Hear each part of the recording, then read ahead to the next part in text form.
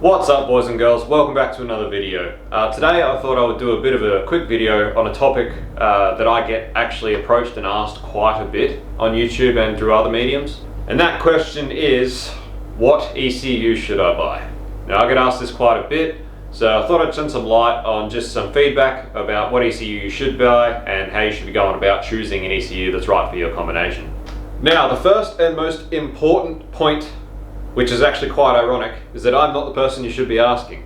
Unless you're planning on getting me to tune your car, you shouldn't be asking me what ECU you should buy. Now, I know that's a bit of a generalization, and there is quite a bit of just information I can put out to help you with your decision. But the fact is that what you should be doing is talking to whoever you want to tune your car about what ECU they want to tune. Now, any ECU on the market, doesn't matter what it is, how much you spend, the ECU is only as good as the tune that's on it. The ECU is only as good as what data inputs it has, and an ECU can only output data based on what you tell it. So it's very important to talk to your tuner first about what they prefer or what they reckon they could get a better tune on. At the end of the day, it might be a cheaper ECU or a more expensive ECU, but if they prefer that ECU and they know how to tune it and they're familiar with it, you're going to end up with a better vehicle at the end of the day. So that there is the most important piece of advice that I can give any of you, is to find or decide who you would like to tune your car first and go from there about what ECU you'd like to go to. Things like Haltech and Link are a pretty safe bet. There's not a lot of tuners around that don't know how to tune a Haltech or a Link. They're very, very common, very, very easy to work with. Alright, so now that we've got that out of the way, there is a little bit of information and feedback that I can actually relay back to you guys, which may help, I suppose, steer you in the right direction. Now, the ECU market is flooded with a lot of great units these days, and to be fair, a lot of the units that are on the market now, it's pick of the bunch. They're all amazing, they all do really great. In my experience, I've not found one yet that I've found to be perfect for me. They all of them, some of them do things better than others, and some of them do things that I, don't do things that I would like them to do, etc, etc. But you pick and choose. You got to take the good with the bad. For the most part, they're all awesome. What I'm doing here is sort of splitting hairs and really being really nitpicky about what I would like. But at the end of the day, they all are very, very capable, and they're all going to do a job, provided you buy the right one. They're all going to do a job. In my experience, I would tell you all to not even bother with older second-hand ECUs. The older ECUs, they're getting old. At the end of the day, there's no other way to put it.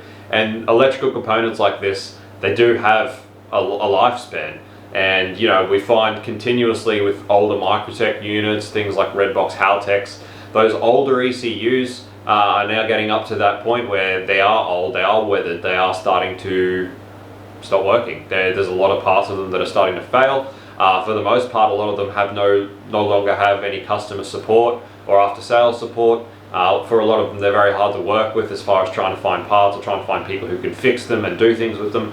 Generally, every time that we have gone down or watched someone else go down the road of trying to get out of it cheap and do it cheap and buy a cheap second-hand aftermarket ECU, they always end up paying extra for it.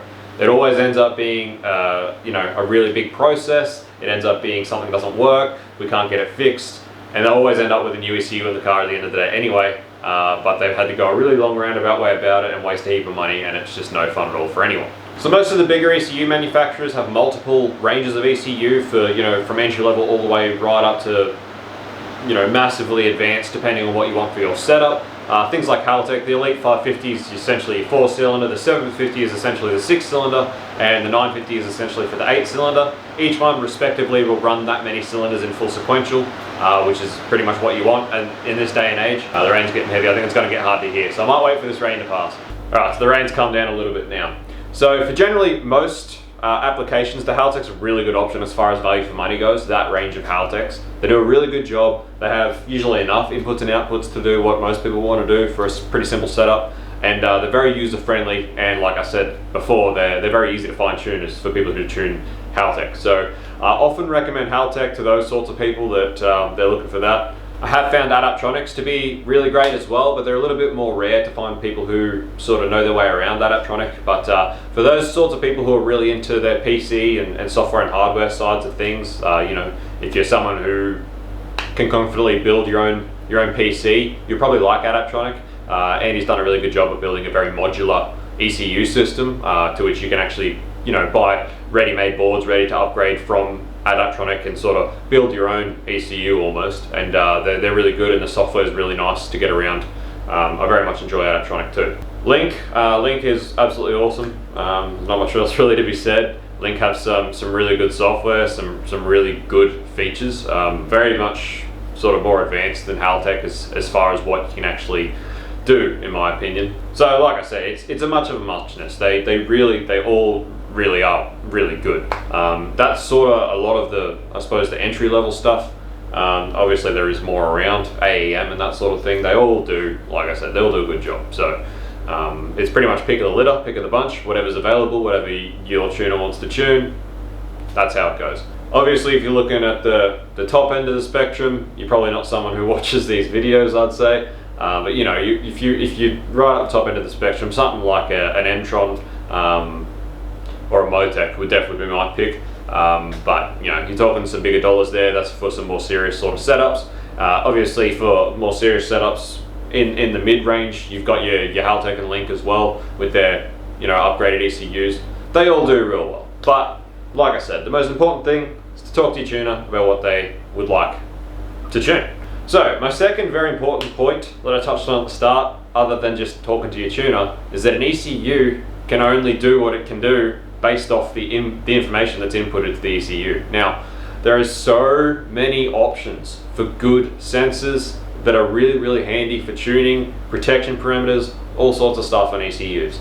So my advice is to freaking use them. They're at your disposal. The ECUs are capable of doing so use them. Use these inputs. Just use them. Make sure your ECU has a very reliable engine position sensor or source for how it senses its engine position. Things like JZs, Barras, LSs, they all from factory have very, very good engine position sensing systems. Things like RVs, not so much. Old optical sensors, they don't work the best. It's a very good idea to invest in a decent trigger setup for these sorts of engines.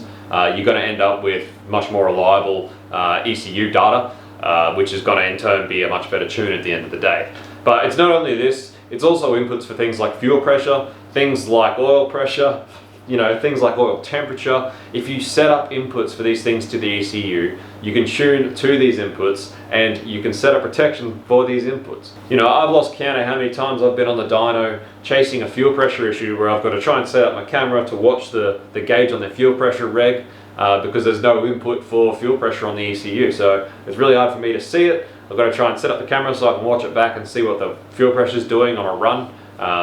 This sort of data into these newer ECUs where you have such great data logging rates and so many avenues to use this to tune with, it's a no-brainer to do this. I see time after time people spending thousands of dollars on these really upmarket new ECUs of today, and then they still go out and spend another $300 on gauges to display oil pressure and stuff. And instead of actually spending the money on the sensors so that they can input these signals to the ECU, they'd rather put them all on a gauge where, you've got to be looking at it and know what to do to see that, to shut it down before damage happens. Or you could buy the right sensor, input the signal to the ECU, and your tuner can actually tune in protection parameters for this issue so that, if you're driving along and you do drop oil pressure, ECU is going to shut the car down or limit it.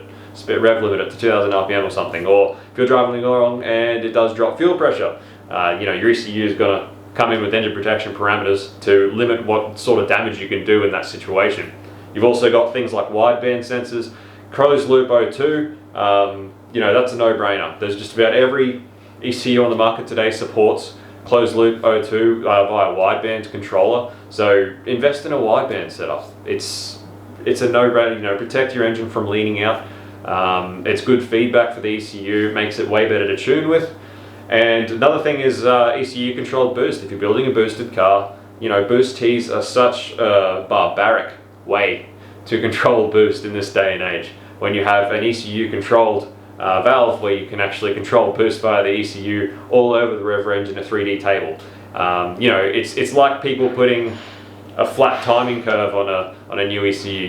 You don't hear of it, it's old school. There's a way better way to do things these days, and a Mac valve is exactly that. It's a much better way to control boost in this day and age. So I've always been super vocal on the fact that you can build a car on a tight ass budget all you want, but at the end of the day, your ECU, which is the control unit for the whole combo, and the fueling are two things that you simply can't cheap out on. These are both things that you really need to invest decent money to have decent equipment. If you have these two things working very well, your ECU and your fuel system, you'll be able to keep a lot of your real cheap parts alive that you've had to cut costs on for the rest of the build. But at the end of the day, if your fuel system's not working properly, or your ECU doesn't work properly and they're not up to the task, you could put whatever parts you want anywhere else, and it's still going to kill them. That's the end. That's just a simple fact at the end of the day.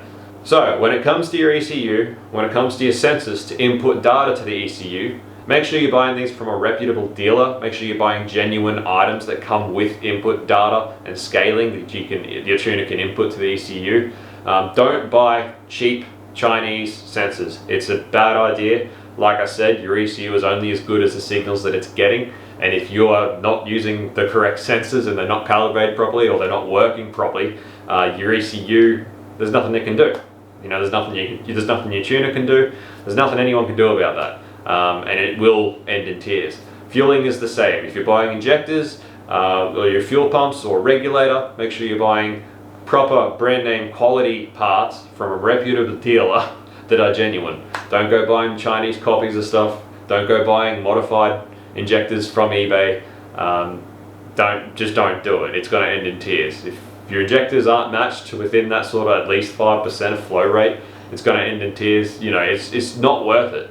This is the sort of thing where you can buy cheap everything else, whatever, but it's not worth buying cheap fuel system and cheaping out on ECU stuff, because it will end in tears no matter what your engine combination is. So my other tip is, if you're buying injectors, definitely buy from a reputable dealer, and make sure if you can buy dynamically flow match sets. Most people who sell injectors that are worth buying from have machines, have flow testers, and most of them, even out of the box brand new, they will flow test injectors because they're not all the same, and they will actually pair them in sets which have been dynamically flow matched to usually at least within 5% of each other. And this makes a huge difference to your overall tune, overall cylinders, ensuring that they're all getting the same amount of fuel, and you know, you're getting the best tune possible out of your equipment. So anyway guys, that's about it. That's pretty much all I wanted to talk to you about. Like I said, it's a question I do get asked quite a bit. So pretty much in conclusion, talk to your tuner about what they want to tune. Buy a good newish, at least ECU that you know works and has good after sales support.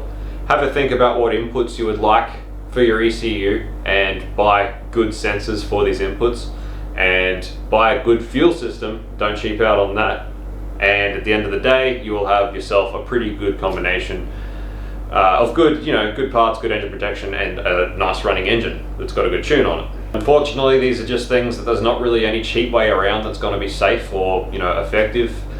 It's always the sort of thing where if you're going to cheap out, you're going to end up paying twice, or you're going to end up paying for a new engine. And that's just the way it is. So whatever ECU you get, make the most of it. Use up the inputs, make it useful, and you'll be happy at the end of the day. Anyway guys, I hope this has cleared up a few things for a lot of you people who asked the question, or maybe you've never asked and now you know a little bit more information about what you should be doing. So fingers crossed, that's what it's all about. Thank you for watching. Do me a favor and smash that like button, smash subscribe if you'd like to stick around, and I'll see you on the next video. Peace out guys, see you, bye.